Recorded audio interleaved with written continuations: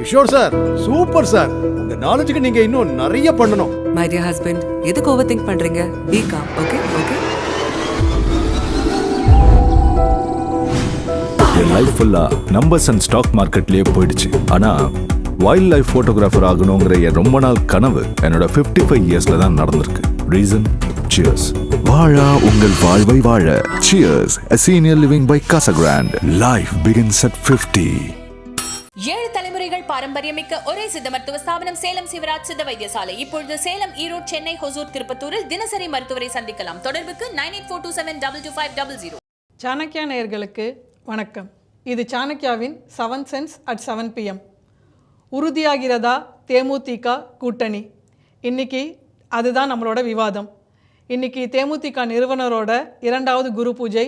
எல்லா கட்சி தலைவர்களும் நேர்லையும் எக்ஸ்பதிவு மூலமாகவும் அவங்களோட அஞ்சலியை செலுத்தினாங்க. நிறைய தொண்டர்கள் இருமுடி கட்டிட்டு வந்திருந்தாங்க, அங்கே வந்து மொட்டை அடிச்சிருந்தாங்க. ஸோ அந்த கூட்டணி தலைவர்களோட நகர்வுகளை வச்சு தேமுதிகவோட கூட்டணி முடிவாகிறதா அப்படிங்கிறத பற்றி விவாதிக்கிறதுக்காக நம்மளோட மூத்த துணை ஆசிரியர் அருண் அவர்கள் நம்மளோட இணைஞ்சிருக்காரு. வணக்கம் சார். வணக்கம். ஆக்சுவலி ரொம்ப முக்கியமான ஒரு பொலிட்டிக்கல் நகர்வாக இன்றைய திரு விஜயகாந்த் அவருடைய 2வது குரு பூஜை இருக்கிறது. ஆக்சுவலி என்ன அப்படின்னா, தேமுதிகவின் முக்கியத்துவம் என்ன அப்படின்ற விஷயம் இன்றைய நாளிலிருந்து நமக்கு தெரியும். திரு விஜயகாந்த் அவர்கள் இருக்கும்போதும் சரி இல்லாத போதும் சரி அவர் பெயர் பேசும் அப்படின்றதுக்கு இன்றைய நாள் ஒரு சாட்சி.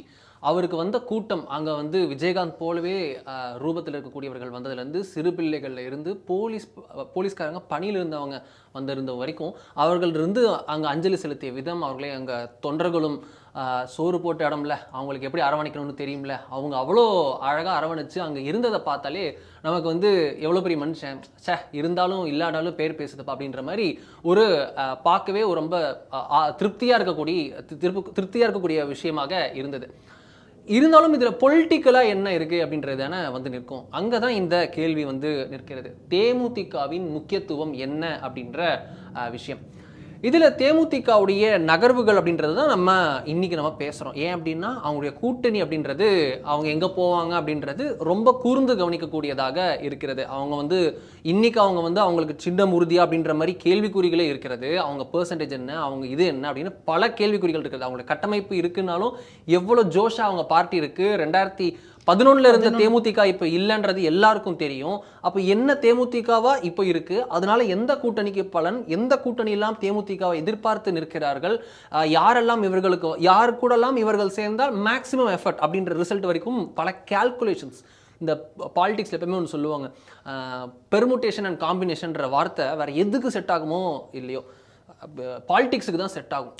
அரசியல்வாதிகள் வந்து இப்படின்ட்டு நம்ம வந்து குரு சிஷியன் படத்துல ஷோ வந்து மேலே யோசிச்சுக்கிட்டு இப்படி பண்ணுவார் தெரியுமா, அது மாதிரி தான் எல்லாம் வந்து அரசியல்வாதி எப்பவுமே யோசிச்சுக்கிட்டு இருப்பாங்க. இது பண்ணணுமா, அது பண்ணணுமா, எப்படி பண்ணலாம், இவங்க அங்கே சேர்ந்தா எப்படி இருக்கும்னு அந்த பசில் செட் பண்ற மாதிரி யோசிச்சுட்டு இருப்பாங்க. அது போல தேமுதிக எங்க ஃபிட் ஆகும் அப்படின்றதுக்கான கால்குலேஷன்ஸ் ரொம்ப நாளா ஓடிட்டு இருக்கு. இன்னைக்கு அதற்கான திசை தெரிந்து விட்டதோ, 26ல் அவர்கள் இந்த பக்கம் தான் சாய்வாங்க அப்படின்றதுக்கான திசை தெரிஞ்சிச்சோ அப்படின்ற சமிங்கை இன்னைக்கு பார்த்துட்டோம். ஏன்னா நம்ம பார்த்துருக்கோம், அவங்க ஏடிஎம்கோடையும் கூட்டணி வச்சிருக்காங்க, திமுகவோட தனியா மக்கள் நல கூட்டணி அவங்க போனதே இல்லை. அவங்க திமுக கூட கூட்டணியே போனது இல்லைன்றது தான் விஷயமே. ஆல்மோஸ்ட் போயிட்டு போகல. பால் நழுவி பழம் நழுவி பாலில் விழும்னு சொல்லி இம்முன்னு முடிக்கிறதுக்குள்ள அவங்க வந்து தனியா வந்து மக்கள் நல கூட்டணின்னு தனியா. ஆக்சுவலி மக்கள் நல கூட்டணி இவங்க ஆரம்பிக்கல. மக்கள் நல கூட்டணி formed by VCK, 2 communist, MDMK.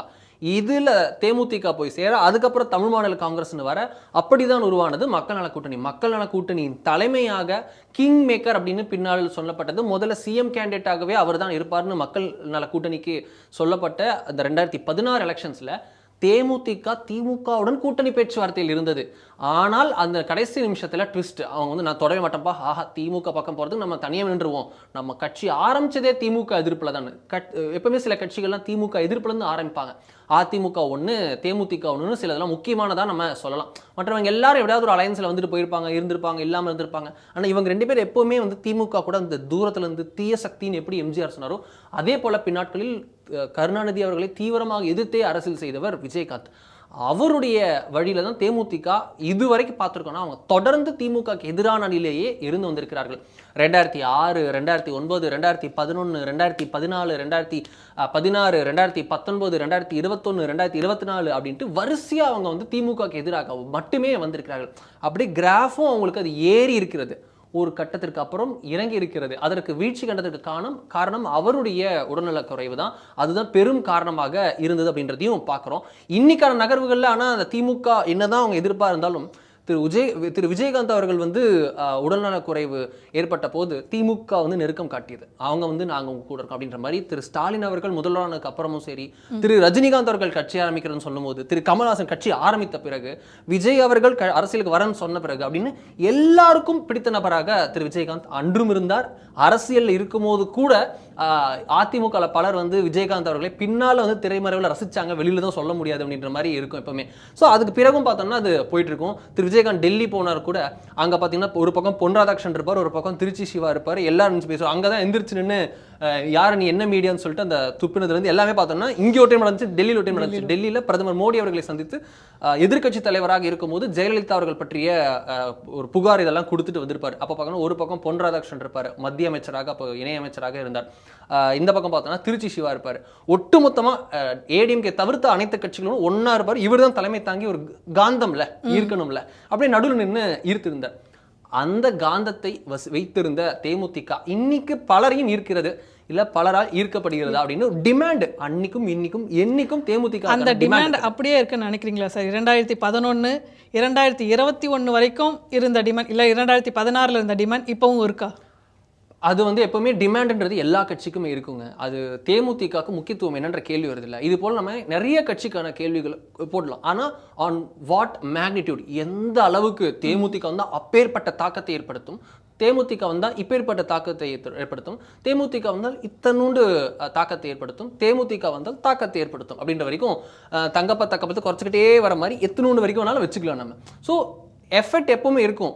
Affect ஆகுமா அப்படின்றது தெரியாது, எஃபெக்ட் எவ்வளோ பெருசாக இருக்கும் அப்படின்றதும் தெரியாது. அது ஒன்று ஒரு மேக்னிடியூட்ல இருக்கும், சேதாரம்ன்றது இருக்கும். டி நகரில் கடந்த தேர்தலில் திரு சத்யா அவர்கள் திமுகவிடம் தோற்றது 200 ஓட்டு வித்தியாசத்தில். 200 ஓட்டில் நீங்கள் தேமுதிகவோட ஓட்டு, இந்த அமமுக அலையன்ஸ் அவங்க கடந்த சட்டமன்ற தேர்தலில் அவங்க அமமுக, ஏஎம்ஐஎம், அதுக்கப்புறம் எஸ்டிபி எல்லாம் கூட்டணி அமைச்சிருந்தாங்க. அந்த கூட்டணி பிரித்த வாக்குகள் அப்படியே பிரித்து பார்த்தோம்னா அது ஒரு 4.5% கிட்ட அந்த கூட்டணியே வாங்கியிருக்கிறது. அந்த 4.5% இங்கே இருந்திருந்துன்னா 2 பேரும் பேச்சுவார்த்தை நடத்துறாங்கன்றதை பார்க்கணும். கடந்த சட்டமன்ற தேர்தலின் போது தேமுதிகவும் அமமுகவும் என்டிஏ அலையன்ஸில், அதாவது அதிமுக, அப்போது அதிமுக அலையன்ஸ் தான் சொல்லப்பட்டது, அதிமுக அலையன்ஸில் சேர வேண்டியது.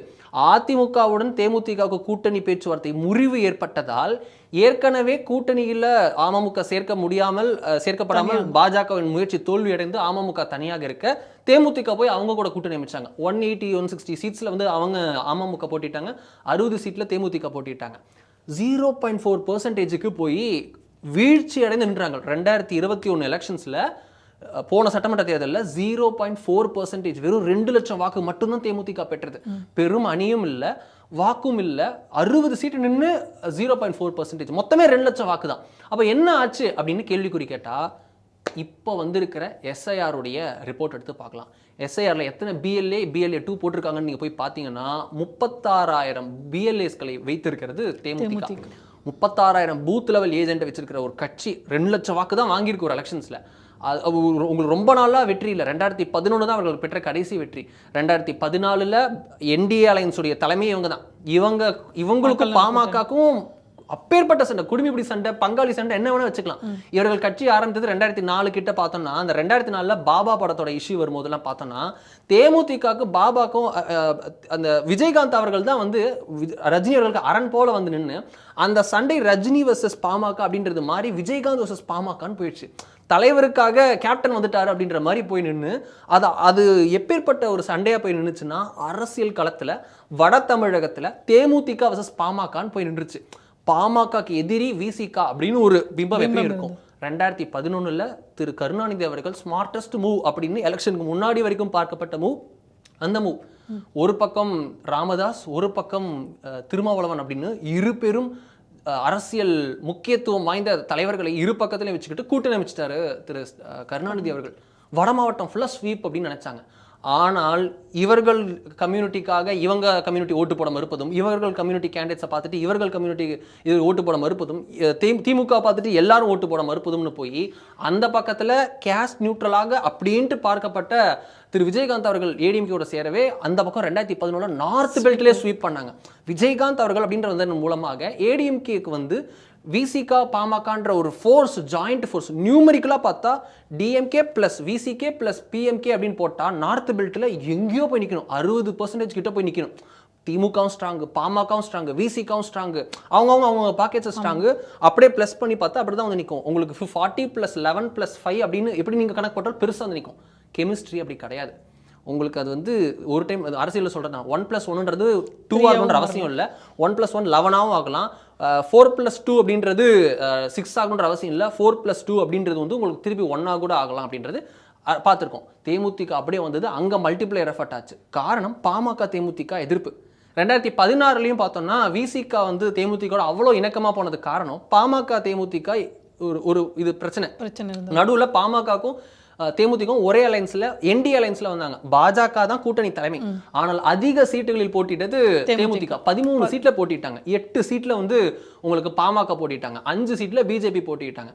ராஜ்நாத் சிங் வந்து சீட் அறிவிக்கும் போது ஒரு பக்கம் அன்புமணி, ஒரு பக்கம் விஜயகாந்த் அப்படின்னு இருப்பாங்க. அது ஒரு பெரிய கிராண்ட். அது கடைசி நிமிஷம் வரைக்கும் கூட்டணி அமைக்க முடியல. யாருக்கு என்ன சீட்டுன்னு வந்து ஒரு ஈகோ கிளாஷோட 2 ஜெயன்ஸும் ஒரே கூட்டணியில் இருந்து நிற்கணும். எப்படி அமைக்கிறதுன்னு தெரியல. ஸ்டிச் பண்ணாங்க. ஸ்டிச் பண்ணுற மாதிரி தான் இருந்தது. ஸோ அப்பேலேருந்தே உங்களுக்கு அவ்வளோ விக்ரஸாக இருக்கக்கூடிய பாமகவையே எதிர்த்து வட தமிழகத்தில் போட்டியிட்ட கட்சி தேமுதிக. 36,000 பிஎல்ஏஸ்களை கொண்டிருக்கிறது தேமுதிக. இன்னைக்கும் தமிழ்நாட்டில் திமுக அதிமுக அப்படின்னா அடுத்தது பிஜேபி தான் இருக்கிறது பிஎல்ஏஸ்ல. ஓட் ஷேர்லையும் 11% வச்சிருக்காங்க.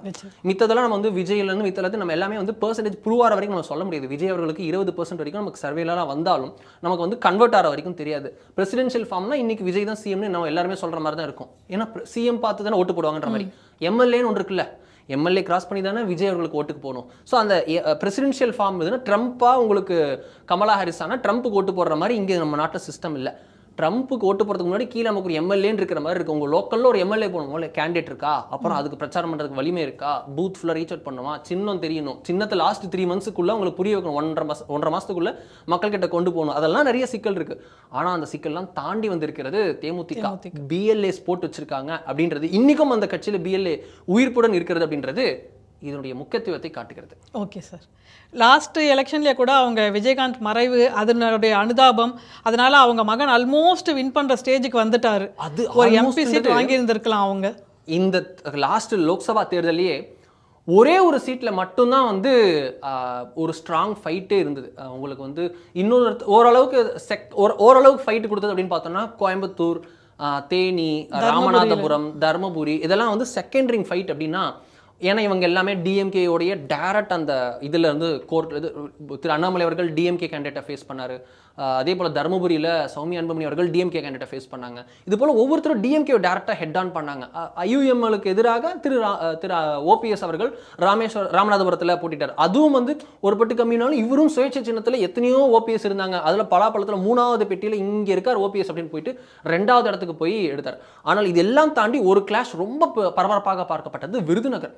லிட்ரலி அந்த இடத்துல மட்டும்தான், எல்லா இடத்துலையும் மும்முனை களம். அதில் 2.5 களமாக இருந்தது. மும்முனை போட்டியாக இருந்தாலும் 2.5 போட்டியாக இருக்கும்.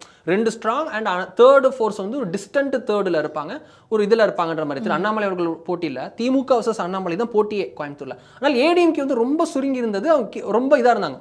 ஆனால் விருதுநகரில் பார்த்தோம்னா மும்முனை போட்டி லிட்டரலி சரிசமமாக எல்லாரும் 35லேயே இருப்பாங்களோ அப்படின்ற மாதிரி ஒரு போட்டி இருந்தது.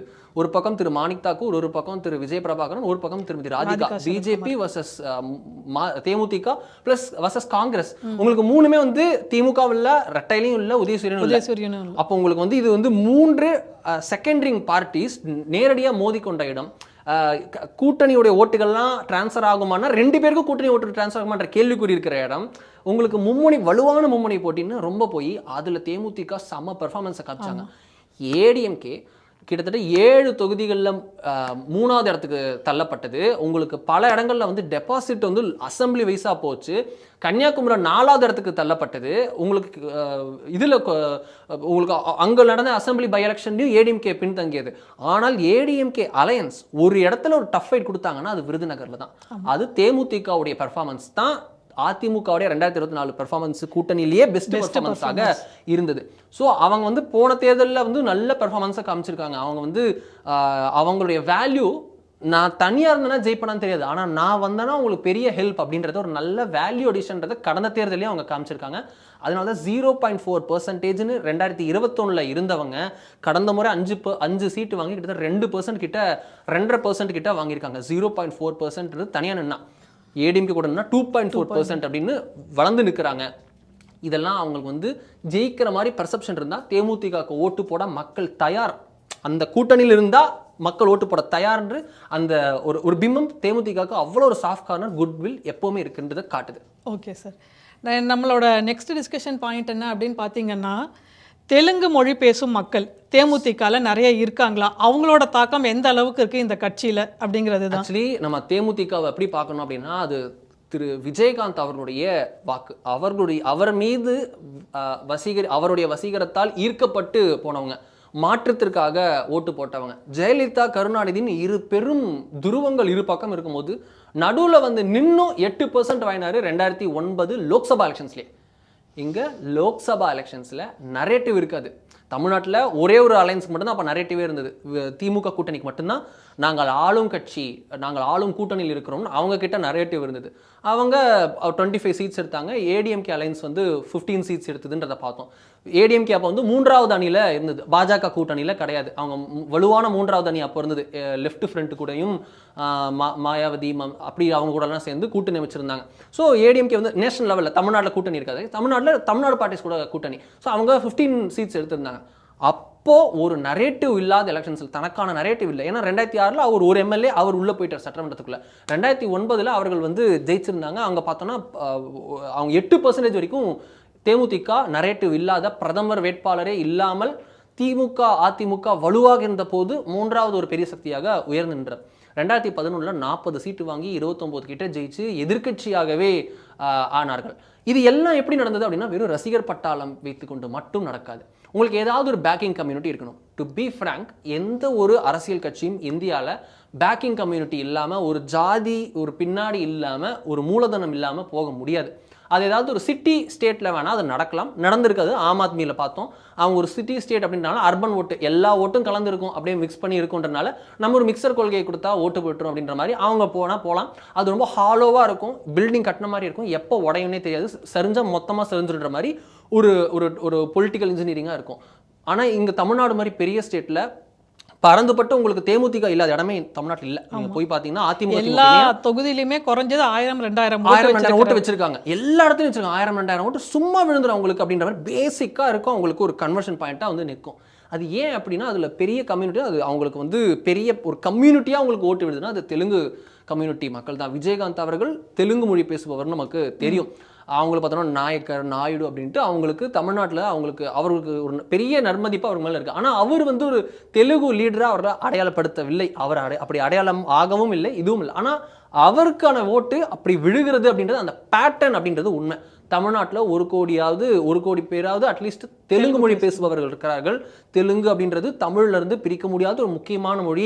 தமிழ் கலாச்சாரத்திலையும் இந்து கலாச்சாரத்திலையும் நாயக்கர் நமக்கு வந்து ஆழ்வார்களும் நாயன்மார்களும் தான் சொல்கிற. நாயன்மார்கள் யாரும் தெலுங்கு மொழி. ஸோ அவங்க பிரிச்சு நம்ம பார்க்கல, அவங்களும் இதில் பார்ட் ஆஃப் அவர் கல்ச்சர் அப்படின்றப்போ அவங்க ஊறி போயிருக்காங்க. ஓட்டுலேயும் அப்படி தான் இருப்பாங்க. ஸோ அவங்களுடைய கான்ட்ரிபியூஷனும் இதில் வந்து நிற்குதுனால தேமுதிக வந்து நின்னா, நான் தேமுதிகக்கு நான் ஓட்டு போடுவேனான்னு தெரியாது, ஆனால் தேமுதிக நிற்குதுன்றதுக்காக உன் கூட்டணிக்கு போடுவேன்ட்டு அன்டிசைடாக இருக்கக்கூடிய தெலுங்கு மொழி பேசக்கூடிய ஓட்டர்ஸ் அவங்க வந்து இந்த பக்கம் திரும்புவதற்கு வாய்ப்பு இருக்குது. உங்களுக்கு ஜென்ரலாக தெலுங்கு மொழி பேசுவார்கள்னா உங்களுக்கு சவுத்தில் வந்து ஏடிஎம்கே சைடும், ஜென்ரலாக ஆன் பெர்ஸ்பெக்டிவ் தமிழ்நாடு வைஸ் அப்படியே மொத்தமாக பார்த்தோம் அப்படின்னா உங்களுக்கு திமுக பின்பக்கமும் அவர்கள் இருப்பார்கள் அப்படின்னு இருக்கு. ஆனால் அதெல்லாம் மாறிடுச்சு. இந்த லோக்சபா எலெக்ஷன்ஸில் பார்த்தோன்னா பல இடங்களில் பிஜேபிக்கு ஆதரவாக தெலுங்கு மொழி பேசுபவர்கள்லாம் ஓட்டு போட்டாங்கன்ற மாதிரி ரிப்போர்ட்ஸ் வந்தது. அதற்கு முன்னாடியே பல அசோசியேஷன்ஸ், தெலுங்கு மொழி பேசக்கூடிய அவங்களுடைய அசோசியேஷன், லிங்குஸ்டிக் மைனாரிட்டிஸுடைய அசோசியேஷன்ஸ்லாம் வந்து Telugu association as well as minority, linguistic minority, மொழி வழி சிறுபான்மையினுடைய அசோசியேஷன்ஸும் தீர்மானம் நினைத்தாங்க பிஜேபிக்கு ஆதரவு தெரிவிப்போம் அப்படின்னு. ஒரு கிளானாகவே ஓட்டு போட்டாங்கன்றதை பார்த்துருக்கோம். ஸோ ஓட்டிங் பேட்டர்ன் மாறிட்டே இருந்திருக்கு. தேமுதிகக்கு என்றைக்குமே பேக்கிங்காக இருந்திருக்காங்க அவங்க தெலுங்கு பேசுகிற மக்கள். எஸ், அதனால அவங்களோட இம்பார்ட்டன்ஸ் இன்னும் கூடுது அவங்களுக்கு ஒரு விஷயம் அப்படின்னு. நீங்கள் இப்போ பேசும்போது சொன்னீங்க ஜெயலலிதா கருணாநிதின்னு அப்படின்னு 2 ஸ்ட்ராங் ஃபோர்ஸஸ் இருந்தபோது கட்சி ஆரம்பித்து அவ்வளோ தைரியமாக வந்து பெர்ஃபார்ம் பண்ணவர். இன்ஃபேக்ட் எதிர்க்கட்சி தலைவர் ஆகிற அளவுக்கு நல்லா வளர்ந்தார். ஒரு ஆக்டராக இருந்து கடைசியாக நல்லா பெர்ஃபார்ம் பண்ணவர் அப்படின்னு பார்த்தா நம்மளுக்கு விஜயகாந்த் சார் தான். இப்போ அவரை விஜயோட ஒப்பிடுறாங்க. இப்போ விஜய் வந்திருக்கிற களம் பார்த்தீங்கன்னா திமுகவில் ஸ்டாலின் இருக்கார், இங்கே இபிஎஸ் நிறைய பேர் அதிமுகலேருந்து வெளியேறி இப்போ ஓரளவுக்கு அவர் இருக்கார். இப்போ தான் விஜய் வந்திருக்காரு. அப்படி இருக்கும்போது விஜய் வர்சஸ் விஜயகாந்த் ஒப்பீடு சரியா? டிஃப்ரெண்ட். ஆப்பிளையும் ஆரஞ்சையும் கம்பேர் பண்ணக்கூடாது, ரைட்? அது நம்ம கம்பேர் பண்ண முடியாது. அவர் வந்த நேரம் வேறு, இவர் வந்த நேரம் வந்திருக்கிற நேரம் வேறு. விஜயகாந்த் அவர்கள் வந்தபோது பார்த்தோன்னா செங்குத்தா 2 பிளந்திருக்கக்கூடிய அரசியல் களம். இப்போ நீங்கள் ஆந்திரா பாலிடிக்ஸ் போனீங்கன்னா 2 தான். அவங்களோட ஓட் பேங்க், அவங்க கூட்டம்லாம் பார்த்தீங்கன்னா ஆந்திராவுடைய பொலிட்டிக்கல் ரேலிஸ் கூட்டம்லாம் பார்த்தீங்கன்னா அப்படியே ஜெகஜோதியாக அப்படி ஒரு கூட்டம் இருக்கும்.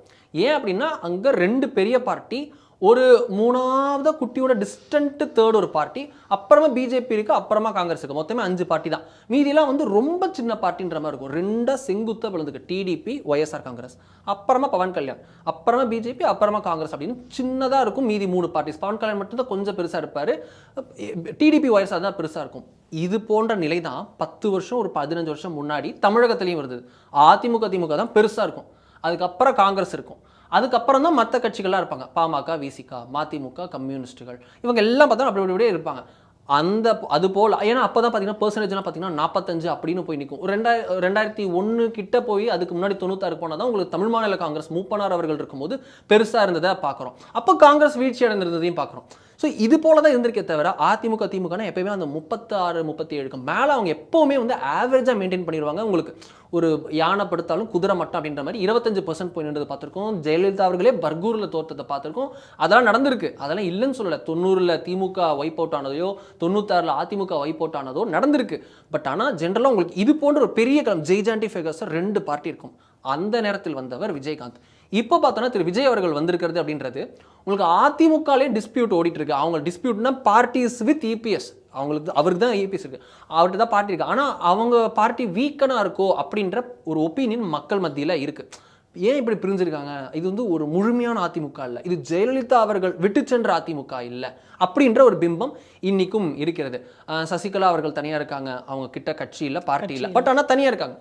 டிடிவி தினகரன் அவர்கள் தனி கட்சியை தொடங்கி போயிட்டார். அவரும் அம்மா மக்கள் முன்னேற்ற கழகம் அம்மா அவர்களுடைய ஓட்டுல இருந்து தான் பிரிக்கிறார். உங்களுக்கு அதே போல உங்களுக்கு ஓபிஎஸ் அவர்கள் தனியா இருக்கிறார். அவர் எங்க இருக்காங்க? அவங்க எல்லாருமே பெருசா இருக்கானா இல்லை, ஆனா அவர்களும் ஒரு டேமேஜ் பண்றாங்க. ஏடிஎம்கே வந்து தன்னுடைய 45%ல இருக்கான்னா கிடையாது. டு பி ஃப்ராங்க், லாஸ்ட் எலெக்ஷன்ல 21% எடுத்திருக்காங்க. நாம் தமிழருக்கு கீழே போயிருக்காங்க. பிஜேபி கீழே 7-8 சீட்டு கிட்ட கீழே போயிருக்காங்க. 77 அசம்பிளி செக்மெண்ட்ஸ்ல 234 தொகுதி அப்படின்னு நம்ம லோக்சபா எலெக்ஷன்ஸ் உடைய அந்த 39 பார்லிமெண்ட் சீட்டையும் அப்படியே 234 பிரித்து பார்த்து அதில் ஒவ்வொரு பார்லிமெண்ட்டுக்குள்ளேயும் இருக்கக்கூடிய 6 அசம்பிளியும் உன்னிப்பாக கவனித்து பார்த்தோம் அப்படின்னா உங்களுக்கு 77 சீட்டில் அதிமுகவை பின்னுக்கு தள்ளி என்டிஏ கூட்டணி 2வது இடம் பிடித்திருக்கிறது. பிஜேபி கிட்ட 50 சீட்டு கிட்ட பிஜேபி வந்து நம்பர் 2வா வந்து டிஎம்கேக்கு கீழே இருந்திருக்காங்க. அதிமுகவை முந்தி பாமக ஒரு 15 சீட்டு கிட்ட இருந்திருக்காங்க. அமமுக அப்படின்னு எல்லா கட்சியும் வந்து அப்படி லீட் எடுத்து வந்திருக்கிறத பார்க்குறோம். அப்படி ஏடிஎம்கே வீக்கனாக இருக்குது. இன்னொரு பக்கத்தில் திமுக வந்து அப்படி ஸ்டெடியாக தான் இருக்கிறது. ஆனால் அது அந்த ஃபோர்ஸ்லக்கா ஆன்டி இன்கம்பன்சி இருக்கோ அப்படின்ற மாதிரி பார்க்கப்படுகிறது. முன்பை விட இப்போ அதிகமான எம்பிசி வைத்திருக்கிறது, அதிகமான எம்எல்ஏ வைத்திருக்கிறது. கருணாநிதி அவர்களை விட ஸ்ட்ராங்கான இடத்துல ஸ்டாலின் அவர்கள் இருக்கிறார். பட் ஆன்டி இன்கம்பன்சி ஹெவியாக இருக்குன்றதை நம்ம பார்க்குறோம். ஒரு பெரிய ஒரு எதிர்ப்பலை இருக்குன்றதை நம்மளால் களத்தில் ரொம்ப சாதாரணமாக பார்க்க முடிகிறது. அப்படி இருக்கக்கூடிய இடத்துல திரு விஜய் வந்திருக்கிறார். அந்த இடம் களம்ன்றது டர்புலன்ஸ் பீரியடில் வந்த திரு விஜயகாந்த் ஈஸியான ஃப்ளோவில் வந்திருக்காரா விஜய் அப்படின்னு கம்பேரிசன் நம்ம பண்ண முடியாது. அண்ட் விஜயகாந்த் அவர்களுக்கு ஒரு வீடியோ கூட இருக்குது, நம்ம இப்போ கூட நம்ம பார்க்கலாம்னு நினைக்கிறேன். திரு விஜயகாந்த் அவர்கள் ஃபுல் கூட்டத்துக்கு நடுவில் வண்டியில் வருவார். அது ஓப்பன் வேனில் கை காமிச்சிக்கிட்டு கை இப்படி வச்சுக்கிட்டு கை கட்டிட்டு வருவார். கேப்டன் டிவியோடைய வீடியோ அதில் பார்த்தோம்னா தெரியும். அது வந்து கட்சி துவங்கும் முன், தேமுதிக என்ற கட்சி துவங்கும் முன் 2005 துவங்குறாங்க. அது 2004 ஈரோடுல, இதுவும் ஈரோடு, இது விஜயோட ஈரோடு மாநாடு, இதையும் நீங்கள் பொருத்தி வேணா பார்த்துக்கலாம். ஈரோட்டில் விஜயகாந்த் அவருடைய ரசிகர் மன்றம் நடத்திய ஒரு நிகழ்ச்சி. அதில் வீட்டுமனை பட்டா 100 பேருக்கோ 1000 பேருக்கோ வீட்டுமனை பட்டா வழங்கும் நிகழ்ச்சிக்கு, ரசிகர் மன்றம் நடத்திய நிகழ்ச்சிக்கு வந்தார். எப்பேற்பட்ட ஜோஷ் அப்படின்றத நம்ம பார்க்குறோம். விஜயகாந்த் 8% எடுத்தார். விஜய் என்ன எடுப்பார்ன்றது தெரியாது. ஆனால் நம்ம கம்பேர் பண்ணுறது அப்படின்றது ரொம்ப அபத்தம். விஜயகாந்த் அவர்கள் பொலிட்டிக்கலான ஃபிலிம்ஸ் நிறையா பண்ணி பாலிடிக்ஸ்க்கு வந்தவர். விஜய் அப்படி இல்லை. நம்ம லிட்டரலி ஒன்று சொல்லணும் அப்படின்னா, நம்ம லிட்டரலி ஒரு 40 வருஷம் கழிச்சு ஒரு இந்த ஜென்ரேஷன் இல்லை, ஒரு 20 வருஷம் ஒரு 2-3 ஜென்ரேஷன் முன்னாடி வரைக்குமே வச்சு பார்க்கலாமே. இப்போ ஓட்டு போடுறதுல இருந்து ஒரு 3-4 ஜென்ரேஷன் முன்னாடி வரைக்கும் அவர்கள் பார்த்த ஒரு உச்ச நட்சத்திரம் அரசியலுக்கு வருவது அப்படின்றது இதுதான் முதல் முறை. நம்ம யாரும் எம்ஜிஆரை பார்க்கல, அவர் உச்ச நட்சத்திரமாக இருந்து அரசியலுக்கு வந்தவர். விஜயகாந்த் அவர்கள் நம்ம வந்து எம்ஜிஆர், சிவாஜி, ரஜினி, கமல் அப்படின்னு நம்ம யாருமே பார்க்கல. அதிலே பார்த்தோன்னா எம்ஜிஆர், ரஜினியில் வேற கேலிபர், சிவாஜி, கமல் அவர்கள்லாம் கிளாஸ்னா இவங்க மாசுன்னு பிரிச்சுக்கலாம்ல. அப்படி பார்த்தோம்னா ரஜினி அவர்கள் வரவில்லை, நம்ம அரசியலுக்கு வந்து பார்க்கல. அடுத்த ஜென்ரேஷனில் இருப்பது விஜய் அண்ட் அஜித் அப்படின்னு பார்த்தோம்னா அதில் விஜய் வந்திருக்கிறார். So first time after MGR ஒரு mass actor at his peak வந்து ஒரு பாலிடிக்ஸ் வரார் அப்படின்றது நம்ம விஜயகாந்த் அவருடன் பொருத்தி பார்க்கக்கூடாது. விஜயகாந்த் வந்து நான் வந்து இறக்கி பேசணும் இல்லை, விஜயகாந்த் வந்து அவர் வேற கேலிபர் ஆஃப் ஒரு நம்ம ஆசிரியரே நிறைய தடவை சொல்லியிருக்காரு. அவரோட தலைமை பண்பை வந்து அவர் நடிகர் சங்கத்திலேயே அவர் ப்ரூவ் பண்ணியிருக்காரு. அவ்வளோ கடன்ல இருந்ததை மீட்டு கொண்டு அவர் நடித்த படங்கள் அப்படின்றது மாசுக்கான படமே இல்லை, தத்துவங்களை சொல்லக்கூடிய படங்களாகவும் இருக்கும். அது தேசியம் சொல்லுவார், பாகிஸ்தான் தீவிரவாதின்னு சொல்லுவார், உங்களுக்கு வந்து ஒரு தேர்தல் ஆணையம் எப்படி இருக்கும்னு தென்னவன் படத்தில் வந்து சொல்லிட்டு போவார், தவசி படத்தில் ஒரு விஷயத்தை கன்வே பண்ணுவார் அப்படின்னு அவர் படங்களே வேற. கேப்டன் விஜயகாந்த் அப்படின்றவர் வேற, ரஜினி, விஜய், எம்ஜிஆர் அப்படின்றவங்கலாம் வேற. நம்ம வந்து ஒருத்தர் பார்க்கணும், எம்ஜிஆர் இன்னும் வேற மாதிரி நம்ம பார்க்கணும். ஒருத்தரும் ஒரு விஷயம் இல்லை. இப்போ ரஜினியுடைய போன்ற இன்னொரு ரூபம் தான் திரு விஜய் அவர்கள். அப்படியே உங்களுக்கு மாஸ் ஆக்டர். விஜயகாந்த் வந்து மாஸ் ஆக்டர் தான். அவர் நிறைய பொலிட்டிக்கலாக மெசேஜ் கொடுத்து அவர் ஒரு ஐடென்டிஃபை ஆகிட்டே தான் வந்திருக்கிறார். ஒரு கல்யாண மண்டபம் விஷயத்தில் சர்ச்சையாகி கட்சியை ஆரம்பித்திருக்கிறார். அங்கே வந்து விஜய் அவர்கள் நான் சிஎம் ஆக போகிறேன், நான் மாற்றத்தை கொடுக்க போகிறேன்னு வந்திருக்கிறார். டிஃப்ரெண்ட் விஷயம் இருக்கிறது. கம்பேர் பண்ணக்கூடாது. ஆப்பிளையும் ஆரஞ்சையும் கம்பேர் பண்ணுறது. யார் ஆப்பிள் யார் ஆரஞ்சுன்றது நம்ம பார்க்கணும். ஒரு வேளை அந்த 8% இவர் தாண்டிட்டா கூட 8% தாண்டிடுவாருங்க. தாண்டிடுவாரு. கிளியர் கட்டாக ஒன்று புரிஞ்சுக்கணும். திரு விஜயகாந்த் அவர்களுடைய அந்த 8% அப்படின்றது அவர் ஹையஸ்டாக இருந்தது 2009 லோக்சபா எலெக்ஷன்ஸில். அவர் நரேட்டிவே இல்லாமல் ஜெயலலிதா, கருணாநிதினு இருக்கும்போது அவர் எடுத்த 8%. அந்த 8% கண்டிப்பாக விஜய் தாண்டுவார் அப்படின்றது நமக்கு களத்தில் தெரியக்கூடிய விஷயம். அவர் விஜய் வந்து 8% கீழே கிடையாது. அவர் 10க்கு மேலே இருப்பார், 15க்கு மேலே கிட்ட இருப்பார், 20 கிட்ட போகலாம் அப்படின்றது தான் எல்லோரும் இருக்கக்கூடியது. 10க்கு மேலே கண்டிப்பாக இருப்பார், 15 கிட்ட இருக்கலாம், 20 கிட்ட கூட தொடலாம் அப்படின்னு சொல்கிறாங்க. சிலர்லாம் 30 போவாங்கன்றாங்க. அது எலெக்ஷன் நேரத்தில் ஹீட் ஆஃப் த மொமெண்ட்டில் ஓட்டு பூத்துக்கு போகும்போது தான் ஓட்டு விழுந்தால் தான் தெரியும். ஓகே, நம்ம இப்போ விஜயகாந்தோட மாசு அவங்களோட பீக் அப்படிலாம் பார்த்துட்டோம். இப்போ ஒரு குரூஷியல் பீரியடில் அவங்க இருக்காங்க. 2011க்கு அப்புறமா அவங்க எந்த எலெக்ஷன்லையும் ஜெயிக்கல. ஐ மீன் சட்டமன்ற உறுப்பினர்கள் இல்லை, எம்பிஸும் இல்லை, ஒரு லோக்கல் பாடி எலெக்ஷனில் கூட வின் பண்ணல. இந்த எலெக்ஷன் அவங்களுக்கு ரொம்ப குரூஷியல். ஒரு சட்டமன்ற உறுப்பினராவது அவங்களுக்கு கண்டிப்பாக வேணும் to keep the party alive. அப்படி இருக்கும்போது என்ன முடிவில் இருக்கிறது தேமுதிக? நீங்கள் முன்னாடி சொன்ன மாதிரி கண்டிப்பாக திமுகவோட போகமாட்டாங்க அப்படின்னா தான் அவங்க பார்ட்டி ஆரம்பித்ததுக்கான நோக்கமே அவங்களுக்கு இருக்கும் அப்படின்னு புரிஞ்சிக்கலாமா? இல்லை திமுகவோட போவாங்களா? இல்லை இந்த விஜயகாந்த் ஒப்பீடு இருக்கிறதுனால தாவைக்காவோட போய் சேர்ந்தா அவங்களுக்கு இன்னும் நல்ல ரெக்கக்னேஷன் கிடைக்குமா? இல்லை சேஃபாக சீட் கன்வர்ஷன் ஆகணும் அப்படின்னா என்டிஏவோட போகிறது பெட்டர் ஆப்ஷனா? என்ன முடிவுகள் இருக்கிறது தேமுதிக? என்ன முடிவில் இருக்குது அப்படின்னா, உங்களுக்கு திமுக கூட தேமுதிக போகக்கூடாதுன்னு நீங்கள் போகக்கூடாது, அதுதான் அவங்க கட்சி ஆரம்பிச்சதுக்கான நோக்கமே சொல்கிறீங்க. மதிமுக உடைந்து வந்ததே திமுகவில் தான். திமுகவில் திரு ஸ்டாலின் அவர்கள் மீது குற்றம் சாட்டி தான் அவர் வந்தார். அவர்களே போய் கூட்டணி நிற்கிறாங்கன்றதை பார்க்குறோம். பிஜேபியும் காங்கிரஸும் கூட்டணியில் இருக்குது தெரியுமா? எங்கே? நார்த் ஈஸ்டர்ன் ஸ்டேட்டில் யூனிஃபைடு கவர்மெண்ட்டாக இப்பயும் ஓடிட்டுருக்கு. மிசோரம், நாகாலாந்தெல்லாம் பார்க்குறோம். அவங்க ஒருங்கிணைந்து எல்லாரும் சேர்ந்து ஒன்றா கூட்டு ஆட்சி, ஒரே ஆட்சி அப்படின்னு போயிட்டுருக்காங்க. நடந்திருக்கிறத பார்க்குறோம். கம்யூனிஸ்ட்டும் பிஜேபியும் ஒரே கூடையின் கீழ் இருந்திருக்கிறது. நேஷனல் ஃப்ரண்ட் ஆட்சி இருந்தபோது நடந்திருக்கிறது. அப்படிலாம் கிடையவே கிடையாது. அட்டைனிங் பவர் அப்படின்றதுக்கு என்ன வேணால் பண்ணலாம் அப்படின்றது தான் பாலிடிக்ஸ். ஆட்சியில் உட்காந்து நான் நல்லது செஞ்சுக்கிறேன், ஆட்சியில் உட்கார்றது நல்ல செய்யறதுக்காக என்ன வேணா தில்லரங்கி செஞ்சுப்பேன் அப்படின்றது தான் பாலிடிக்ஸ். அவங்க தொண்டர்கள் அங்கே வந்து நீங்கள் வந்து அதெல்லாம் பார்க்க முடியாது, அதெல்லாம் கிடையாது. சமாஜ்வாதியும் பகுஜன் சமாஜும் கூட்டணி வச்சாச்சு. இன்னொரு 15-20 வருஷம் கழிச்சு அதிமுக திமுகவே கூட்டணி வைக்கும். அப்படி இருக்கக்கூடிய இடத்துல நீங்கள் தீய சக்தி திமுகவுடன் அதிமுக ஃபியூச்சரில் கண்டிப்பாக ஒரு நாள் கூட்டணி வைக்க தான் போகுது. தாவேகா கூட்டணி வைக்க தான் போகுது. இது எல்லாருமே சொல்லக்கூடிய ஸ்டேட்மெண்ட். கண்டிப்பாக நடந்தால் நடக்கலாம், என்ன நடக்கும்ன்றது தெரியாது. பிஎஸ்பி எஸ்பியே கூட்டணி வச்சுட்டாங்க. அடிதடியாகி மண்டை உடஞ்சி ரத்தம் வந்த இரு கட்சிகள். ஆர்ஜேடி ஜேடியுவே கூட்டணி வச்சுட்டாங்க. லாலு பிரசாத் நிதிஷை கூட்டணி வச்சாச்சு. இன்னும் என்னெல்லாம் பார்க்க போறோம்? இன்னும் பிஜேபி காங்கிரஸே ஃபியூச்சர் நடந்தால் நடக்கலாம், இப்போ இல்லை, பட் ஃபியூச்சர்ல நடக்கலான்ற மாதிரி போய் நிற்கிறது. அப்படி இருக்க உங்களுக்கு தேமுதிக 3 ஆப்ஷனும் இருக்கின்றது தான் டு பி ஃப்ராங்க் இன்றைய தேதியில். ஆனால் எது ஒர்க் அவுட் ஆகும் அப்படின்றது இருக்குது. தேமுதிக திமுக கூட்டணிக்கு போகணும் அப்படின்னா அந்த நகர்வுக்கான கேட் எப்போ ஓப்பன் ஆகும்னா காங்கிரஸ் என்ன முடிவெடுக்குன்றதை பொறுத்து. திமுக நம்ம நேற்று பார்த்த நம்பர் படியே பார்த்தோன்னா அவங்க வந்து திமுக கிட்ட வந்து 188 சீட்ஸ் வந்து கடந்த முறை வந்து அவங்க போட்டிட்டாங்க. இதில் தேமுதிக அவங்களுடைய மதிமுகவும் ஒரு 6 சீட்டு திமுக சின்னத்தில் நின்னாங்க. காங்கிரஸ் 25 சீட்டில் நின்னாங்க. மித்த 2 கம்யூனிஸ்ட் விசிகா 3 பேரும் பார்த்தோம்னா 6 நின்னாங்க. இந்திய யூனியன் முஸ்லீம் லீக் 3 நின்னாங்க. 234 சீட் நின்னாங்க. இந்த முறை இந்த 3 பேரும் இப்படி வாங்குவாங்களான்னா கிடையாது. 3 சீட் இருக்கிற IUML 3மே கேட்பாங்க. 6 இருக்கிறவங்கள விசிகா கண்டிப்பாக 12வது கேட்பாங்க. 6 இருக்கக்கூடிய மார்க்சிஸ்ட் கம்யூனிஸ்ட் 8ன்னு கேட்கலாம். 6 வச்சிருக்கக்கூடிய இந்திய கம்யூனிஸ்ட் நான் 6மே நிற்கிறேன் அப்படின்னு சேஃப்கார்டு மட்டும் பண்ண பார்க்கலாம். காங்கிரஸ் இப்போவே வந்து பார்க்குறோம் அவங்க கூட்டணி ஆட்சியெலாம் வேணுன்ற மாதிரி 117 சீட்டை ஃபோக்கஸ் பண்ணுவோம் அப்படின்ற மாதிரி பேரத்தை ஆரம்பிச்சிருக்காங்க. ஸோ அவங்க 45 சீட்டு வரைக்கும் கூட ஆரம்பிச்சுட்டு ஒரு 35க்கு வந்து எண்டப் ஆகலாம். இதில் மக்கள் நீதி மையம் ஆடப் ஆயிருக்காங்க. அவங்களுக்கு ஒரு ராஜ்யசபா கொடுத்துருக்காங்க. ஸோ லோக்சபா சீட்டுக்கு 6 MLAக்கு ஒரு இதுன்னு கொடுத்துருக்காங்கன்னா ராஜ்யசபாவுக்கு ஒரு 20 வரும் நினைக்கிறேன். ஒரு 15 20 MLA ஓட்டு போட்டால் தான் தமிழ்நாட்டில் ஒரு ராஜ்யசபா நினைக்கிறேன். ஸோ அவங்களுக்கு கொடுப்பாங்களா வெறும் பிரச்சார பீரங்கியாக மட்டும் திரு கமல்ஹாசன் இருப்பார்ல, மக்கள் நீதி மையம் டார்ச் ஒளிருமா அப்படின்றது தெரியல. ஸோ அப்படி இருக்க அவங்களுக்கு சீட்டு குறைய போகுது அப்படின்றது தெரிஞ்சிச்சு. ஸோ திமுகவுடைய நம்பர்ஸ் உங்களுக்கு 160 வரைக்கும் போகிறதுக்கு வாய்ப்பு இருக்குது. அப்படி இருக்கக்கூடிய இடத்துல எங்கே தேமுதிக ஃபிட் பண்ணுவாங்க? ரொம்ப கஷ்டம். தேமுதிகக்கு ஒரு சின்னம் இருக்குது. அவங்க வந்து திமுக சின்னத்தில் நிற்க வைக்க முடியாது.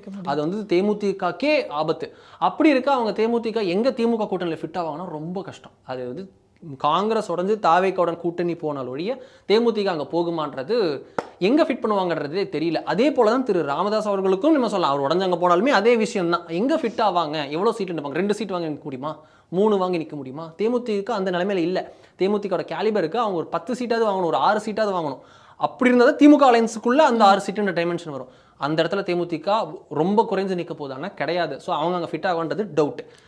ஏடி வயசாவும் பார்த்தீங்கன்னா ஒரு விஜயகாந்த் அவர்களை ஒரு ட்ரால் மெட்டீரியல் ஆக்கி ரொம்ப விமர்சித்தது திமுக தான். அதுக்கப்புறம் தான் தேமுதிக 2016 விஜயகாந்த் அவர்களே கூட்டணி பேச்சுவார்த்தை நடத்தினார்ன்றதை பார்த்தோம். அந்த காமெடி அந்த இதெல்லாம் ட்ரோல் இதெல்லாம் வந்து மோடி அவர்கள் சொன்னது போல அரசியலுக்கு வந்து திக் ஸ்கின் இருக்கணும், விமர்சனத்தை தாங்கிக்கணும். நாளைக்கு ரொம்ப யாராவது துப்பினா கூட அப்படியே தொடச்சிட்டு கூட்டணி பேச்சுவார்த்தை நடத்தினா ஜெயிக்கணும். எண்ட் ஆஃப் த டே ஜெயிக்கிற வெற்றி தோல்வி மட்டும்தான் மேட்டர்.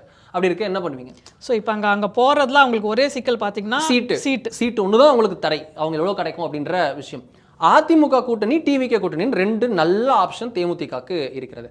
அதிமுக கூட போனோம் அப்படின்னா ஒரு 50-60% MLA கன்வர்ஷன் ஸ்ட்ரைக் ரேட் இருக்கும்.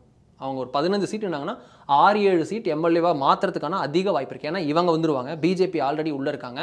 உங்களுக்கு பாமக உள்ளே வந்துடும். தமாகலேருந்து OPS டிடிவின்னு எல்லாரும் யாராவது ஒரு பாமகவாவது வந்துடுவாங்க. கண்டிப்பாக இதுதான் மாம்பழம் வந்துச்சுனாலே போதும். அது பிம்பம் தான். எண்ட் ஆஃப் தி டே பிம்பம் தான் வந்து நிற்கும். அப்படி உங்களுக்கு வந்து ஒரு ஸ்ட்ராங் அலையன்ஸ் போய் நிற்கும் போது ஒரு 40-50% ஸ்ட்ரைக் ரேட் இருக்கும். நீங்கள் ஒரு 10 தொகுதியில்னா 5 MLA இல்லைனா ஒரு 4 MLA இல்லை 3 MLA ஒன்றாவது கிடச்சிடும் அப்படின்ற மாதிரி நிற்கலாம். தாவேகா கூட போனால் தாவேகாக்கு நீங்கள் போய் சப்போர்ட் பண்ணுற மாதிரி நிற்கும். யாருக்கு யார் காம்ப்ளிமெண்ட்ரின்னு இருக்குல்ல, இவ்வளோ நிற்பீங்க. நான் உள்ளே வந்து என்னென்னா கன்வெர்ட் பண்ணி கொடுப்பேன்ற இடத்துல தாவேகா வந்து ஒரு நல்ல ஒரு மாசான ஒரு ஃபேஸ் முகம் வைத்திருக்கிறது, மொமெண்டம் வச்சுருக்காங்க, ஸ்பாட்லைட் வச்சுருக்காங்க. எல்லாரும் அவர்கள் என்ன பண்ணுவாங்கன்னு பார்க்குற இடத்துல இருக்காங்க. ஆனால் அவங்க 35% தாவேகா இப்போ தாண்டுதானே கிடையாது. தாவேகா அமைக்க போகிற கூட்டணி காங்கிரஸ் வந்தால் ஒழிய 35 தாண்டுமா அப்படின்னா எல்லாரும் தாண்டுமா அப்படின்னு சந்தேகத்தோடு தான் பார்ப்பேன். ஏன்னா நம்ம எல்லா சர்வேலையும் 20 வருது, 30 இன்னும் தொடலை. 35 இருந்தால் தான் ஜெயிக்க முடியும். 35 இருந்தால் தான் ஜெயிக்க முடியும். 35% இருந்தால் தான் ஜெயிக்க முடியும். 20 வராங்க. எல்லா இடத்துலையும் வருவாங்களான்னு தெரியாது. அது வந்து இப்போ கேண்டிடேட்லாம் போடாமல் விஜய் அவர்களை பார்த்துட்டு 20 எல்லாரும் சொல்கிறாங்க. கேண்டிடேட்டை பார்த்ததுக்கப்புறம் நான் விஜய்க்கு தான் ஓட்டு போடுவேன், இந்த MLA கேண்டிடேட் பார்த்து எனக்கு பிடிக்கல அப்படின்னு பின்வாங்குறவங்க இருக்கலாம். கேண்டிடேட்டே போட முடியாமல் போகலாம். ஓட் அதெல்லாம் நிறைய சிக்கல் இருக்குது. நான் 20 வச்சிருந்தாலும் அந்த இடத்துல வருமானா தெரியாது. அப்படி இருக்க தேமுதிகக்கு வந்து அங்கே போனால் தேமுதிகக்கு வந்து அதிக சீட்டு கிடைக்கலாம். 40 சீட்டு கூட டிவிக்கு வந்து தேமுதிகக்கு கொடுக்கலாம். அதில் எத்தனை கன்வெர்ட் ஆகுன்ற கேள்வி இருக்குது. ஏன்னா விஜய் அவர்களே வெல்வாரா அப்படின்றது நமக்கு அந்த தொகுதியை பொறுத்து இருக்குது. விஜய் அவர்கள் தான் ஹையஸ்ட் ப்ராபபிலிட்டி. அடுத்து திரு செங்கோட்டையன் அவர்களுக்கு இருக்குது. அப்படி இருக்க உங்களுக்கு அந்த இடத்துலையே திரு விஜய் அவர்கள் வந்து ஒரு இடத்துல போட்டிடுறாரு. அதுக்கு எதிராக 4 விஜயை போட்டு வைப்பாங்க. ஜோசப் விஜய்னு 10 பேரை கேண்டிடேட் இப்போ தேர்ந்தெடுத்து வச்சுருப்பாங்க. தமிழ்நாடு முழுக்க இருந்து ஜோசப் விஜய் அப்படின்ற பேரில் ஒரு 10 பேராவது கேண்டிடேட் ரெடி பண்ணி வச்சுருப்பாங்க. டிஎம்கே ஏடிஎம்கே எல்லாருமே அவங்கெல்லாம் கேண்டிடேட் மனு தாக்கல் செய்ய வைப்பாங்க. OPS அவர்களுக்கு என்ன நடந்ததோ அது நடக்கும். சின்னம் பக்கத்துலேயே வச்சுப்பாங்க. ரெண்டு இலை இருக்கும் போது இது மாதிரி மாற்றி மாற்றி வைக்கிறேன், விசிலுக்கு பக்கத்துலேயே வந்து குக்கர் விசில் வைக்கிறேன், அவர் விசில் அடிக்கணும்னா குக்கர் விசில் அடிக்கணும், இன்னொருத்தர் வந்து பிரச்சாரம் பண்ணுவார். இது மாதிரி சேலஞ்சஸ்லாம் இருக்குது. ஸோ அது போன்ற சேலஞ்சே திரு விஜய் அவர்களுக்கே இருக்கும். அப்படின்றப்போ தேமுதிக போய் அவங்களுக்கு இன்னொரு தலைவலி, நான் அவங்களுக்கும் சப்போர்ட் பண்ணணும், நான் என்னையும் பார்த்துக்கணும் அப்படின்ற மாதிரி. நல்ல சீட்டு கிடைக்கும், நல்ல கௌரவம், எங்கள் வீட்டு பிள்ளை விஜய்னு சொல்லுவாங்க, அதெல்லாம் உண்மை. டிவிக்கு வந்து நல்ல ஆப்ஷன் ஃபார் தேமுதிக. பட் அதை விட பெட்டர் ஆப்ஷன்றது ஏடிஎம்கே. ஒருவேளை ஏடிஎம்கே கிட்ட டஃப் நெகோசியேஷன் பண்ணி ஒரு ராஜ்யசபா ஒரு 15 சீட்டு இல்லை 10 சீட்டு எடுத்துட்டாங்கன்னா எவ்வளோ பெரிய நம்பர்னு பாருங்கள். அதில் ஒரு 10 சீட்டு அதில் 4 எம்எல்ஏ கன்வெர்ட் பண்ணிட்டாங்க, ஒரு ராஜ்யசபா ஒரு 4-5% வந்துருச்சு. அடுத்த எலெக்ஷன்ஸ் அதே மாதிரி பண்ணி ஒரு 6% வந்துட்டாங்க, திருப்பி பழையபடி ரெக்கக்னைஸ்டு பார்ட்டி அப்படின்ற ஸ்டேஜஸை ஸ்திரப்படுத்திடலாம். ஸோ உங்களுக்கு அதுதான் 3 ஆப்ஷன்ஸ் இருக்குது. அதில் TVK better option than DMK. ADMK alliance அப்படின்றது இருக்குது the best option for DMDK as of now. Okay, but இவங்கள்ட்ட நீங்கள் நம்ம முன்னாடி பேசுகிற மாதிரி அந்த கேடர் ஸ்ட்ரென்த் இருக்குது, விஜய்க்கு அந்த கேடர் ஸ்ட்ரென்த் தான் இல்லை. கேடர் ஸ்ட்ரென்த் விஜய்க்கும் இருக்குது. பூத் வைஸா பிஎல்ஏ பிஎல்ஓ இவங்களுக்கு இருக்கு இல்ல. விஜய் அவர்களுக்கு மாஸ் இருக்கு, கேடரா இல்ல. விஜய்க்கு ஓட்டு போட நிறைய பேர் இருப்பாங்க. 20% இருக்கும் போது ஆள் இல்லைன்னு நம்ம சொல்ல முடியாது, அதுவும் மாயை இல்லை. விஜய்க்கு ஓட்டு போட ஆட்கள் இருக்கிறார்கள். ஆனா பிரச்சாரம் பண்றதுக்கும் பார்ட்டி ஒர்க் செய்யவும் கேடர், பொலிட்டிக்கல் கேடர் அப்படின்றதுக்கும் ஓட்டர் அப்படின்றதுக்கும் பெரிய டிஃப்ரென்ஸ் இருக்குது. 5 இது ஒரு எப்படி சொல்கிறது, 2014 லோக்சபா எலெக்ஷன்ஸ்லேயே பிஜேபி கூட்டணி அந்த 18% எடுத்துச்சு. அந்த 18%க்கும் 2024 எடுத்ததுக்கும் இப்போ எடுக்க போகிறதுக்கும் என்ன வித்தியாசம் என்னன்னா, பிஜேபி ஆஸ் அ பார்ட்டி ஸ்ட்ரக்சரலாக வந்திருக்கு. 2014 மோடி வேவ்னால 18%, 2018 பிஜேபிக்கு எதிராக நெகட்டிவ் கேம்பெயின் ஒரு 10 வருஷம் இருந்து அதெல்லாம் மீண்டு வந்து மைனஸ்லேருந்து வந்து அவங்க கொஞ்சம் கொஞ்சமாக ரீஸ்ட்ரக்சர் பண்ணி 2016க்கு அப்புறமான சவால்களை தாண்டி வந்து அவங்க வந்து 18 வாங்கியிருக்காங்க. அப்படின்னா அது பிஎல்ஏ ஸ்ட்ரக்சரு, அதெல்லாம் பார்ட்டி ஒர்க்கு, அதெல்லாம் சேர்ந்து வந்துருக்குறது. ஒவ்வொன்றும் ஒரு கணக்கு இல்லைங்க. உங்களுக்கு அப்போ அறுவடை பண்ணுறதுக்கு ஒரு சவால், இப்போ அறுவடை பண்ணுற சவால். அறுவடை பண்ணுறதுக்குன்றதுக்கு ஒரு பார்ட்டி ஸ்ட்ரக்சர் இருக்கணும். டிவிக்கு ஸ்ட்ரக்சர் தான் ப்ராப்ளம், இவங்ககிட்ட ஸ்ட்ரக்சர் இருக்கு, ஃபிட் பண்ணிடலாம் அப்படின்றது ஒரு பாயிண்ட் இருக்குது. அது எவ்வளோ கன்வெர்ட் ஆகுன்றது தெரியல. ஆனால் ஏடிஎம்கே அலையன்ஸில் நீங்களே சொன்ன மாதிரி டிவிகேக்கு இவ்வளோ ப்ளஸ்ஸாக இருக்குல்ல, டிவிகேல 40 சீட் வாங்கி 3 ஜெயிக்கிறாங்க 2 ஜெயிக்கிறான்றதுக்கு இங்கே ஏடிஎம்கே அலையன்ஸில் 66,000 பூத்து பிஎல்ஏஸ் போட்டிருக்கக்கூடிய ஏடிஎம்கே, 61,000 பூத்தில் வந்து பிஎல்எஸ் போட்டிருக்கக்கூடிய பிஜேபி, 36,000 பூத்தில் பிஎல்எஸ் போட்டிருக்கக்கூடிய தேமுதிக. இது தவிர நார்த் தமிழ்நாட்டில் ஸ்ட்ராங்காக இருக்கக்கூடிய பல இடங்களில் இருக்கக்கூடிய பாமக. இப்படின்னு கன்வெர்ட் ஆகி நிற்கும் போது எங்கே ஸ்ட்ரைக் ரேட் இருக்குன்றது அவங்களுக்கு தெரியும், நம்மளோட அவங்களுக்கு தான் பெட்டராக தெரியும். ஓகே, இப்போ நீங்கள் சொன்னதுலேருந்து இவங்க என்டிஏக்கு போனால் தான் பெஸ்ட்டு, அவங்களோட ஸ்ட்ரைக் ரேட் நல்லாயிருக்கும், ஃப்யூச்சரும் நல்லாயிருக்கும் அப்படின்னு சொன்னீங்க. அப்படி இருக்கும்போது டிவிக்கே ஆப்வியஸாக இவங்களோட கூட்டணிக்கு நிறைய ட்ரை பண்ணுவாங்க. இவங்களை என்டிஏல கொண்டு வரதுக்கு மேஜர் ரோல் ஏடிஎம்கே ட்ரை பண்ணுமா, பாஜக ட்ரை பண்ணுமா? ஏன்னா இப்போ பியூஷ் கோயலை வேற போட்டிருக்காங்க. ஸோ அவர் தேமுதிக கிட்ட நெகோஷியேட் பண்ணுறதுக்கு நிறைய வாய்ப்பு இருக்குது. என்டிஏல தேமுதிகவை கொண்டு வர்றதுக்கு யார் முயற்சி எடுக்க போகிறாங்க? பெரியவர்களுக்கு தான் நிறைய தெரியும். பட் ஆனால் இதில் என்ன விஷயம் அப்படின்னா, பியூஷ் கோயல் ஹாஸ் அ நல்ல ரேப்பர்ட் இருக்கு திரு சுதீஷ் அவர்களுடன். 2019 லோக்சபா எலெக்ஷன்ஸுக்கு முன்னாடி திரு பியூஷ் கோயல் வந்து தங்கமணி வேலுமணி அவர்களுடன் வந்து இங்கே ஒரு தொழிலதிபரோட வீட்டில் ஆலோசனை, அது வந்து ப்ரீமெச்சூர் ஸ்டேட் ஆஃப் ஆலோசனை கூட்டம். அது முடிச்சதுக்கப்புறம் பார்த்தோன்னா திடீர்னு கார் கிளம்பி ஒரு இடத்துக்கு போகும். எங்கடான்னு பார்த்தோம் அப்படின்னா ஒரு சாலிகிராம கிட்ட போயிட்டு டக்குன்னு கார் நின்றோம். அப்புறம் பார்த்தா ஒரே ஒரு வீடியோ மட்டும்தான் நமக்கு எல்லாருக்கும் வரும். வீட்டுக்கு வந்து திரு விஜயகாந்த் அவர்கள் உடல்நலம் குறித்து விசாரித்து வந்தாருன்னு இருக்கும். பக்கத்தில் பார்த்தோம்னா மித்தவங்களாம் வந்திருப்பாங்க. பியூஷ் கோயலும் சுதீஷ் அவர்கள் மட்டும் தனியாக நின்று ஒரு இடத்துல அப்படியே தூரத்துலேருந்து கேமரா ஜூமின்லேருந்து ஒரு வீடியோ ஓடிட்டுருக்கோம், அவங்க பேச்சுவார்த்தை. ஸோ சுதீஷ் அவர்கள் வந்து டெல்லி விஷயத்தில் நிறைய டீல் பண்ணக்கூடிய நபராக இருந்திருக்கிறார். கூட்டணி பேச்சுவார்த்தைலாம் திரு விஜயகாந்த் அவர்கள் இருக்கும்போதே கூட இருந்திருக்கிறார்.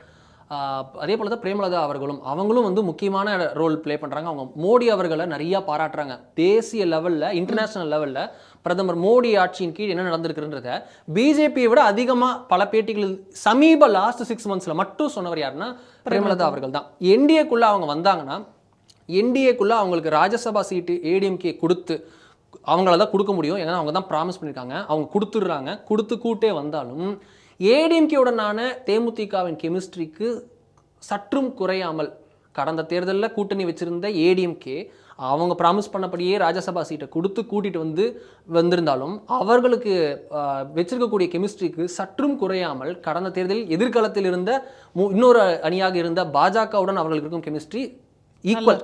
ஏன்னா அவங்க வந்து ஆல்வேஸ் பீன் வித் பிஜேபி அப்படின்றது தான் நம்ம ட்ராக் ரெக்கார்ட் பார்க்கணும். ஸோ பிஜேபி ஒரு பெரிய குளூ. என்டிஏ அலைன்ஸில் பிஜேபி தான் ஒரு மிகப்பெரிய கேட்டலிஸ்ட் ஃபோர்ஸாக இருக்கிறது. பாமகக்கும் கூட்டணிக்குமான ஒரு மெயின் இதாக வந்து ஏடிஎம்கே என்ன தான் எல்லாத்துக்கும் இருந்தாலும் அந்த க்ளூ ஃபேக்டராக பிஜேபி தான் எல்லாரோட கனெக்டிங் ஃபேக்டராகவும் இருக்கிறது. பியூஷ் கோயல் நியமனம் அப்படின்றதும் அதே தான். ஜெய பாண்டா அவர்கள் இருந்திருந்தா சுதீஷ்குமார் முதல்ல அவங்க 2 பேர் பேசியிருக்கிறதே இருக்கணும். அவர் ஆல்ரெடி தமிழ்நாட்டில் ஃபுல்லாக அவங்க வந்து எல்லா அலையன்ஸ் பேச்சுவார்த்தையும் நடத்தினவர். ஜெய பாண்டா இப்போ தான் வந்து கற்றுக்கணும் ஃபுல்லாக. அவர் மாஸ்டர் ஆக்சுவலி. அசாமில் நல்லா பண்ணியிருக்காரு, டெல்லியில் கன்வெர்ட் பண்ணி கொடுத்துருக்காரு. சர்க்கிள்களை பார்த்து மீண்டு வந்து தெரிந்தவர் திரு ஜெய பாண்டா. ஆனால் திரு பியூஷ் கோயல் அப்படி இல்லை. ஆல்ரெடி இங்கே நின்று தமிழ்நாடு களம் தெரியும், ட்ரைட் அண்ட் டெஸ்டட் ஃபேஸ். அவருக்கு தெரியும் என்ன எப்படி இருக்குன்றது தெரியும். இப்போ என்ன அப்டேட்னு மட்டும் தெரிஞ்சுக்கிட்டு அவரோட கனெக்ஷன்ஸ்ன்றது ஆல் சேனல்ஸ் வில் பி ஆக்டிவேட்டட்ன்றது பாலிடிக்ஸோட லாங்குவேஜ் சொல்லுவாங்க.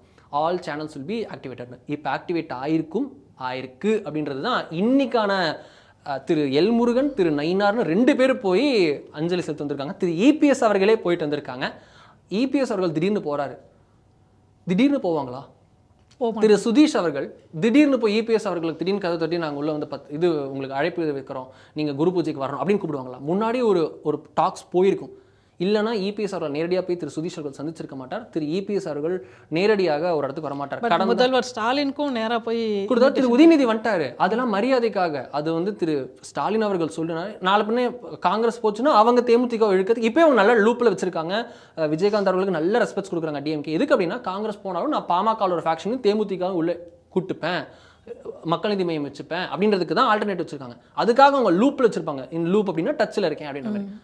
இது வந்து இங்கே தான் அதிகமாக போடணும். அதுக்கு இவர்கள் தான் அதிக இதாக இருக்கிறார். பாஜக ஒரு இம்பார்ட்டன்ட் ரோல் ப்ளே பண்ணும், கேட்டலிஸ்ட். ஓகே, இப்போ நம்ம எல்லா ஆப்ஷன்ஸும் ஆல்மோஸ்ட் டிஸ்கஸ் பண்ணிட்டோம். தேமுதிக ஆஸ் அ பார்ட்டி இந்த எலெக்ஷனையும் தாண்டி நிற்கணும். ஏன்னா விஜயகாந்த் அவர்கள் அதுக்காக தான் அந்த கட்சி ஆரம்பித்தார். நிறைய கனவுகளோடு ஆரம்பித்தார்.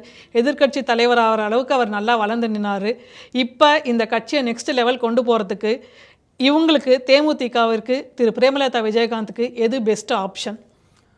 திருமதி பிரேமலதா விஜயகாந்துக்கு நம்மளோட நிறைய விஷயம் தெரியும். அவங்க டிசைட் பண்ணுவாங்க. அவங்களோட பார்ட்டி கேடர்ஸ் என்ன யோசிப்பாங்க, அவங்களுக்கான சீட்ஸ் எங்கே அதிகம் கிடைக்கும், எதில் அதிகம் கன்வெர்ட் பண்ண முடியும் அப்படின்னு அவங்களுக்கு எல்லா லிஸ்ட்டும் எல்லா பொலிட்டிஷியன்ஸ்க்கும் தெரியும். அது ஒரு ஸ்ட்ராட்டஜி. ஐபேக் உட்காந்து போகணுன்றதில்ல. ஐபேக்குக்கே சொல்லிக் கொடுக்குற இடத்துல தான் நம்ம அரசியல்வாதிகள் இருக்கிறாங்க. அவங்களுக்கு ரொம்ப பப்ளிக் சென்ஸ் தெரியும், மூட் தெரியும்.